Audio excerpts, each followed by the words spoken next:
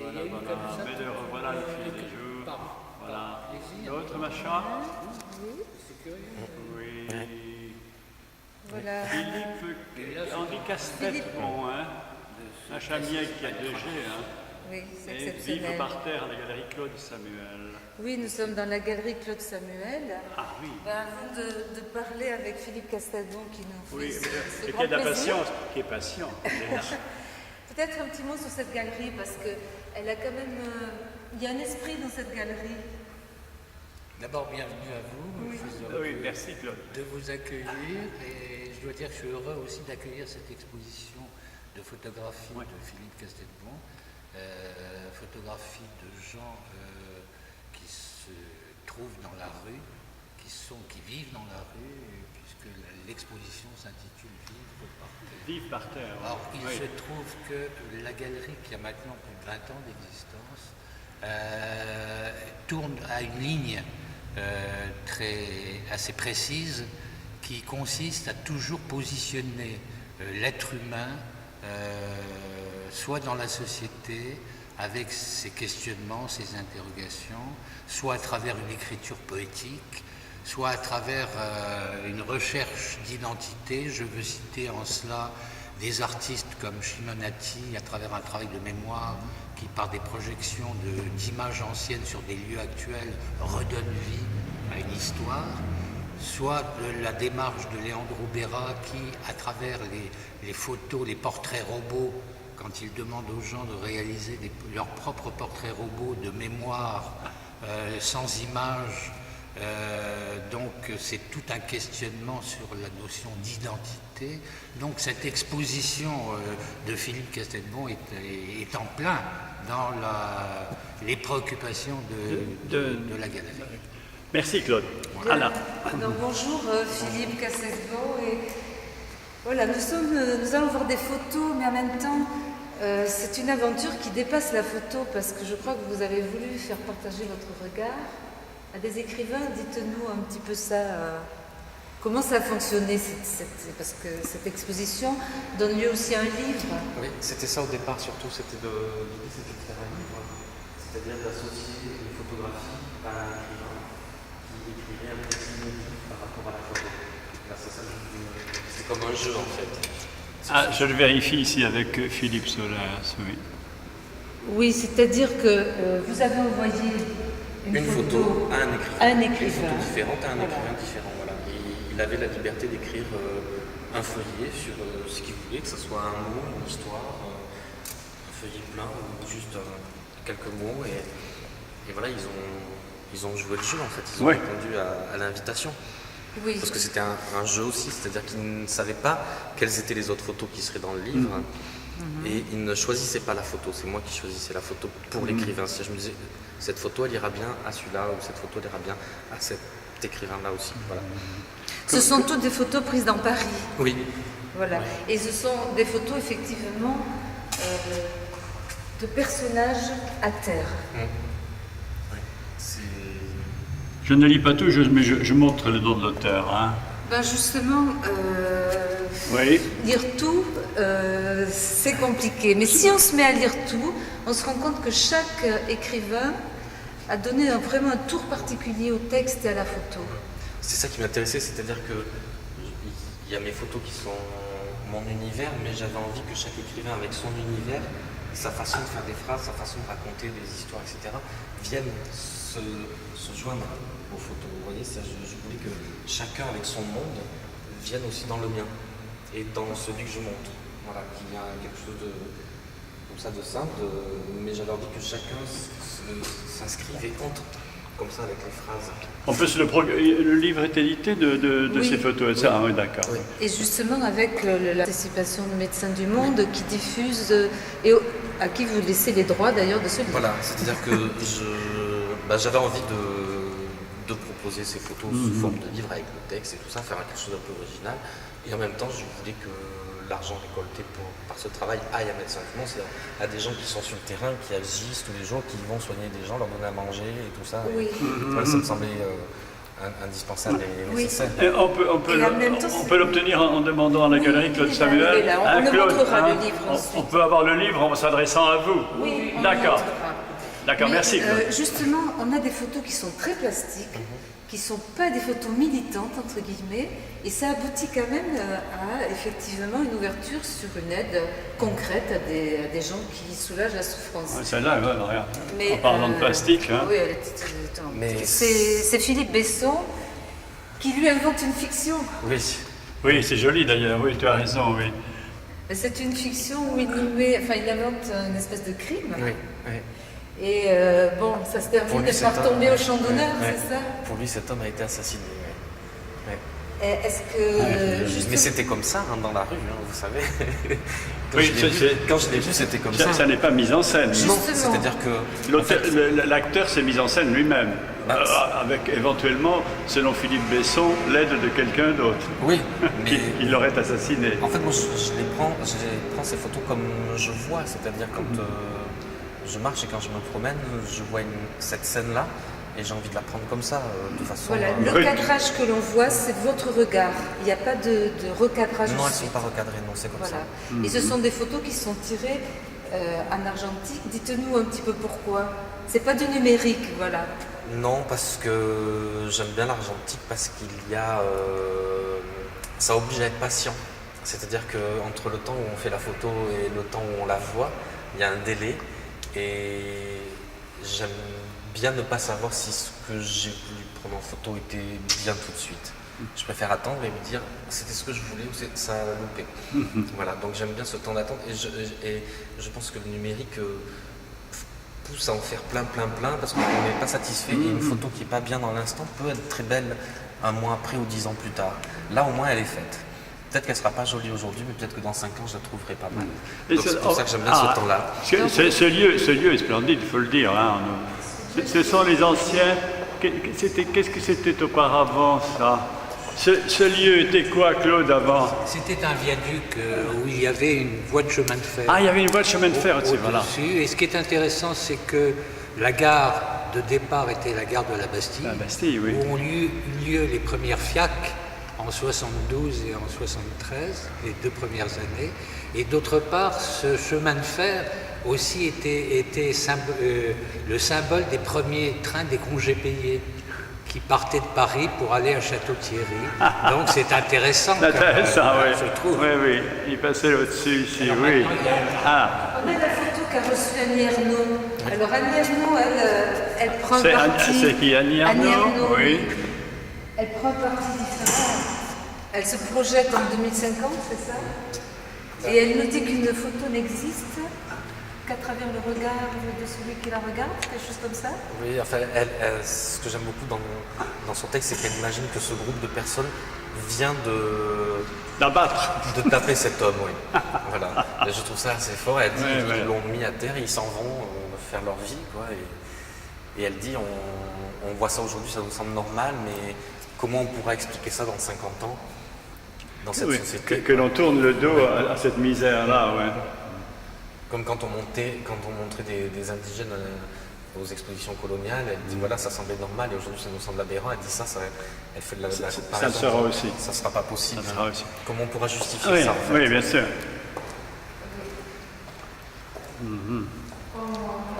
La seule photo qui est en couleur, Oui, quel est votre rapport justement à la couleur? j'en fais de temps en temps, très peu. Je préfère le noir et blanc, mais de temps en temps comme ça. Et pourquoi vous préférez le noir et blanc? Ah, pourquoi je préfère le noir et blanc? Parce qu'il m'oblige à être plus exigeant. Tu te rapproches de Ça Philippe. m'oblige à être plus exigeant quand on prend une photo, je crois. Puis j'aime bien les contrastes du noir et blanc. Et je sais pas, ça abstrait un petit peu aussi, ça enlève. Et de temps en temps, il y a une photo en couleur comme ça. Enfin, je prends quelques photos en couleur. Voilà. Avec peu de couleurs, hein, Philippe. Oui, quand même. L'économie de couleurs est lisible. Oui. Mais celle-là, si vous voulez, il y avait une photo en couleur et je l'ai proposée à Gérard Lefort. Oui.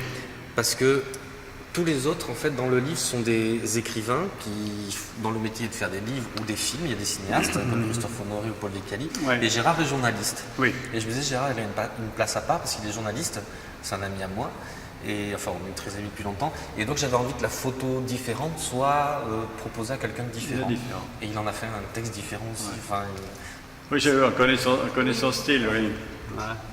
J'imagine que cet homme-là rêve aussi. Non, il n'est pas tombé tout seul, on l'a poussé, tout le monde entier dans le dos. Bien des choses se sont effondrées avec lui, etc. Oui, c'est drôle. Le thème revient, hein, de ces personnages poussés qui se sont effondrés. Celle-ci, c'est Paul Vecchiali, Ah, Paul Vecchiali, le cinéaste. Ouais. qui imagine que la porte pourrait s'ouvrir. et qu'on lui demande de remonter. Oui, la porte pourrait s'ouvrir et on lui demande de remonter, dit Vecchiali, c'est ça? Ce qui est étonnant, c'est que même en dehors du texte, il y a quelque chose qui devient supportable alors que vous montrez quand même. C'est insupportable quand on croise ces gens en terre. Et dans la distance de votre regard, il y a quelque chose qui est supportable. Ah. Et alors, on ne sait pas trop à quoi ça tient.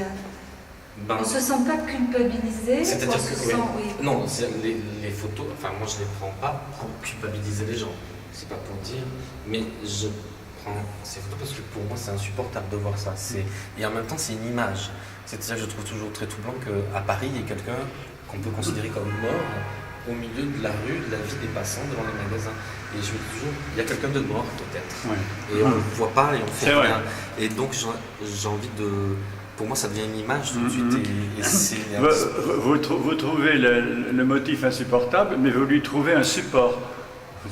Insupportable. je me dis que... Elle devient supportable sur le support, si j'ose dire. Oui, Pardon. Et puis, pour moi, c'est inévitable de les prendre en photo. C'est impossible de passer à côté. Et en même temps, c'est un constat d'impuissance. Qu'est-ce que je peux faire? Oui, je ne sais pas, à part prendre une photo. Oui, en même temps, c'est aussi de dire partagez-le avec moi, ce regard. Oui.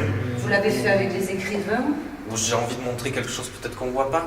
C'est ça qui... Vitesse. Est-ce qu'on ne le voit pas? Je ne sais La pas, très on grande dirait que ville. les gens passent à côté sans voir. Oui, il y a un écrivain, je ne sais plus lequel, qui dit on ne veut pas voir, on ne veut Que pas c'est le nouveau approcher. mobilier urbain. Oui, C'est qui Philippe parle Claudel qui dit ça, ouais. de mobilier urbain, Oui. effectivement. Donc c'est toujours assez troublant de voir des gens comme ça par terre, enfin nus, ils n'ont pas de matelas, ils n'ont pas une maison, enfin ils n'ont pas une maison Non, de ils carton, sont ont à même le sol, ils sont oui. par terre. Quoi. À Oui. même le sol, par terre. Et en même temps, nous qui sommes dans Paris, on sait très bien que ce n'est pas quelque chose d'inventé, on croise ça tous les jours. Christopher. Oui. Christopher Honoré. Leïla Seba. Où es-tu, Leïla? Voilà. C'est Philippe Soler qui pose la question de la honte. Est-ce qu'on doit avoir honte d'aller au théâtre en croisant effectivement sur notre passage Eh oui. Je crois qu'on est assez impuissant en fait, on se sent coupable et démuni. Oui. Moi, honnêtement, ça me révolte. Hein. Mais bon, est-ce qu'on est complètement démunis? Je sais pas, je crois qu'on essaye chacun de faire peut-être quelque chose. Ça, un metteur en scène ne l'invente pas, quoi. Alors justement, celle-ci, c'est la seule qui n'a pas de texte. C'est la seule qui n'a pas été envoyée. Oui, parce que c'est la dernière photo du livre et j'avais envie qu'à la fin du livre, il y ait une page Il y a blanche. le silence, oui. Il y a une page blanche pour que les gens puissent écrire s'ils avaient envie Ah, bien, leurs oui. propres mots Mhm. ou rien. Et puis c'est la seule qui n'est pas par terre et qu'on peut identifier comme étant une femme en fait. Oui, la chevelure l'autorise. Et la main aussi, la main plus gracile, oui. Alors Et c'est je me celle suis rendu compte en regardant toutes mes photos que peut-être les femmes ne se mettent pas par terre directement. Ah, C'est tiens. des hommes plutôt. Ah oui, oui, oui. Tiens, J'ai l'impression. bonne remarque. Ouais. J'ai l'impression. Ouais. Et c'est en regardant les photos, je me suis dit, mais il y a quelle qu'on peut. Où on voit que c'est une femme, mais elle est sur un banc. Et sur un Alors banc. que les autres sont vraiment par Moi terre. aussi, et puis moi, mon regard est attiré par l'alliance, parce que c'est quand Oui, même une oui. femme qui, quand ils sont tous démunis, et il y a cette alliance qui Je ne sais pas si on arrive à la voir, l'alliance ici, mais... suppose Ah oui, j'arrive que, à la voir, en plus, oui. elle est sur un banc qui est double. On a l'impression effectivement Qu'elle attend un Quelque compagnon. Qu'elle attend son compagnon. qu'il y a une alliance qui a échoué quelque part, je sais pas. Enfin, c'est moi qui du coup viens Mais elle est écrire. couverte, elle a une couverture. Elle est couverte. Elle n'est pas nue, elle n'est pas toute seule, abandonnée. Oui. Il y a un peu plus de vie peut-être. Il y a un des écrivains, vous allez me dire lequel c'est, qui dit que quand on dort, finalement on rejoint, on est tous pareils. Enfin, le fait d'être dans le sommeil, on rejoint une espèce d'humanité, parce que quand on dort, on lâche tous prise finalement. Et je sais C'est plus. Jainada peut-être qui raconte l'histoire de la girafe, tout ça, qui Voilà. est comme dans le rêve. Voilà, qui est comme dans l'association Oui, libre, oui, et qui oui. ensuite dit, au moins en Oui, dormant, oui. même sans chambre, même sans lit, on rejoint une ressasse, humanité. on retrouve des souvenirs, Ah, on oui. repense à des choses. Oui. Oui, On partage un sort commun. Quoi. Alors beaucoup d'écrivains comme solution ont trouvé le fait de s'identifier à la personne, et ils parlent à la première personne. Ah, Soit ils créent une fiction, soit non, il s'agit de effectivement Philippe comme Claudel. une trame intérieure, c'est ça? Oui, tout à fait. Soit ils font comme s'ils pensaient, et ils se sont mis à la place du personnage qui est par terre et qui pense, soit ils racontent son histoire, ils inventent une histoire, ils créent une fiction, effectivement.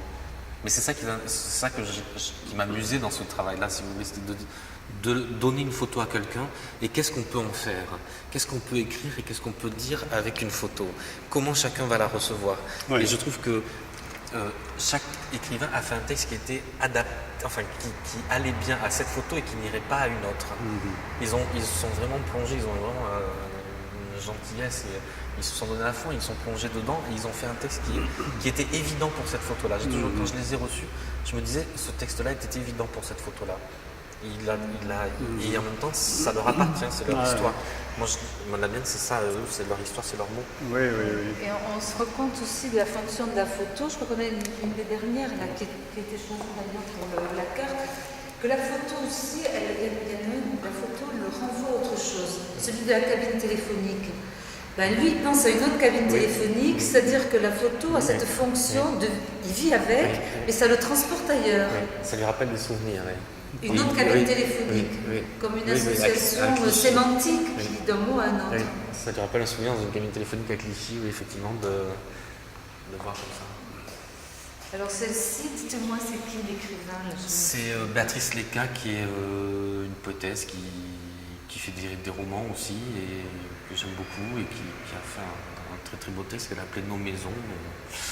Voilà. Ouais, bon. C'est celui qui a une forme un peu... Oui, comme un poème. Qui n'est pas linéaire, Oui, comme un poème. Oui. Oui. J'aime beaucoup son texte.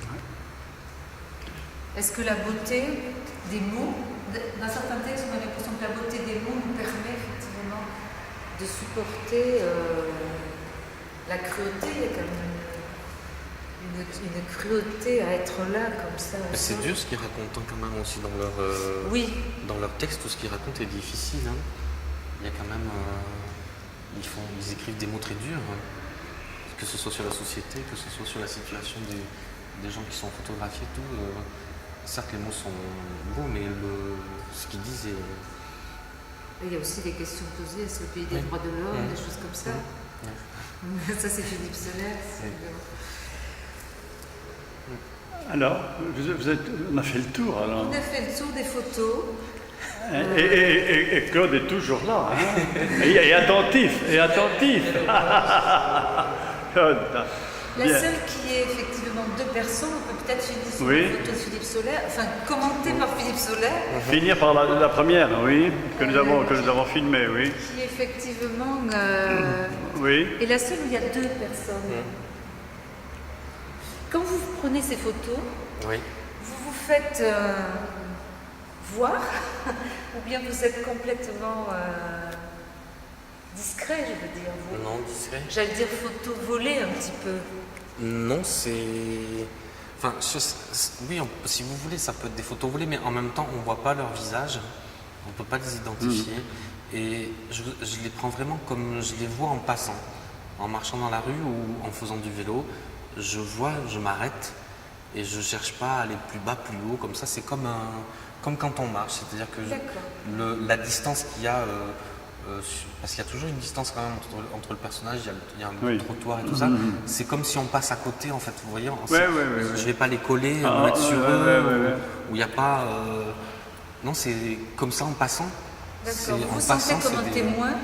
C'est comme une démarche de témoignage. C'est pas possible de faire autrement. c'est que je les vois, j'ai envie de les photographier tout de suite. Oui. Et C'est- puis, ça s'appelle aussi de la pudeur, quoi, hein, tout à du fait. point de vue du photographe. Philippe, merci. Merci. Donc, voilà, chez notre ami Claude Samuel, voilà, c'est un lieu merveilleux, toujours là, bien sûr. Voilà, c'était donc le fil des jours chez Claude Samuel. Et c'est Philippe qui va me montrer. Philippe va me montrer le dernier. Voilà, comme ça, Philippe, oui. Devant votre visage. Attends. Devant le visage, oui. Et vous le tenez comme ça. Ah, vous voulez sur moi carrément. Voilà. Ah, et vous pourrez regarder. Oh, ouais, il est malicieux en plus. Merci beaucoup, Philippe. Au revoir.